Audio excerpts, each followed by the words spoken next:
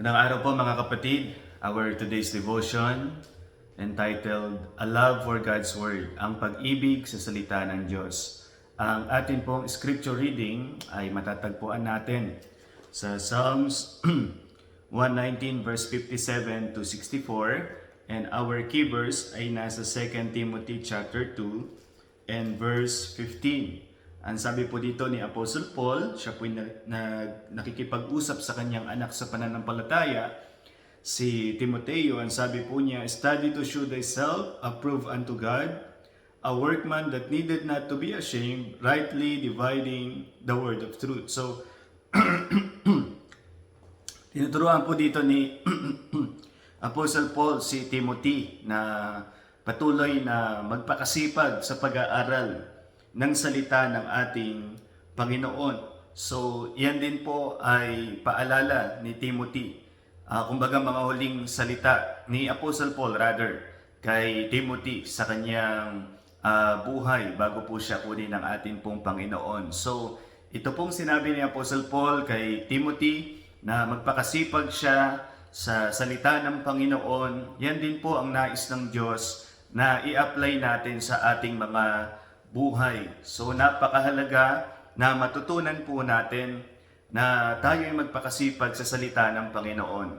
At sabi nga po dito, a workman that needed not to be ashamed. And then sinabi po dyan, approved unto God. Tayo po'y maging aprobado sa Diyos. So, ang bahagi po ng pagiging approved sa Diyos ay yung matutunan natin na tayo ay lumayo sa mga uri ng tukso upang tayo po ay hindi magkasala sa ating Panginoon. Napakahalaga na tayo ay nagbibigay pansin sa salita ng Diyos dahil ang Diyos, ang salita niya, ang magbibigay sa atin ng kahandaan sa lahat ng mga pagsubok sa ating buhay.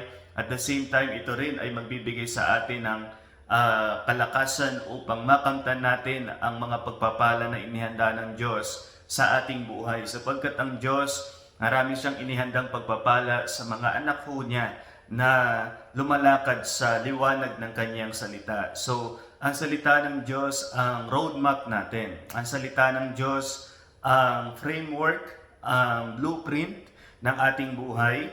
So, alam ni ni Apostle Paul din po iyan.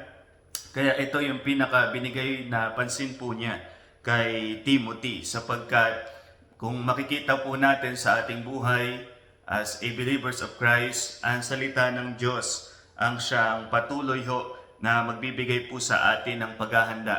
Ano man po yung mga pagsubok na ating pagdadaanan, ito ang magbibigay sa atin ng kalakasan upang harapin lahat ng trials ng matagumpay, ang salita ng ating Panginoon. So, ang sabi nga po dito, approved unto God. So, ang pag-aaral ng salita ng Diyos ang nagpapaging approve sa atin salita ng Diyos. By the way, hindi po ang approve unto God, hindi po ibig sabihin yan ay gawa na dapat nating i-perform. No? Ang ibig sabihin po niyan ay tayo ay patuloy na mag-aral ng salita ng Diyos, at upang sa pag-aaral natin ng salita ng Diyos, ang Holy Spirit ang siyang gumabay sa atin, because the more na we study God's Word in the guidance of the Holy Spirit, tayo po ay malulublob doon sa pag-ibig ng Panginoong Jesucristo sa ating buhay, at tayo ay makakaranas ng buhay na talaga pong pinagpala ng Panginoon sa pamamagitan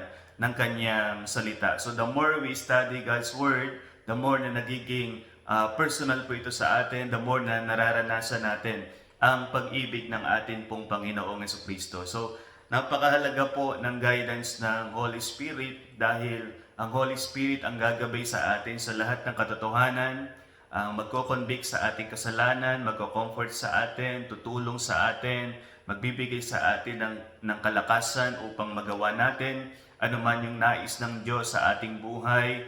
So, napakahalaga ng salita ng Panginoon. So, we should always pray to God na ang salita niya ay magbigay lagi sa atin ng habag, ng panibagong buhay, ng sa gayon, yan ay magbunga sa atin ng pag-ibig sa salita po niya. So, a love for God's Word. So, in this devotion, tanungin mo ang iyong sarili, kapatid, Mahal mo ba ang salita ng Diyos? Do you love God's Word enough upang ito ay basahin mo? Do you love God's Word enough upang ito ay pagbulay-bulayan mo, pag-aralan mo, pagkatiwalaan mo, at i-apply mo sa iyong buhay?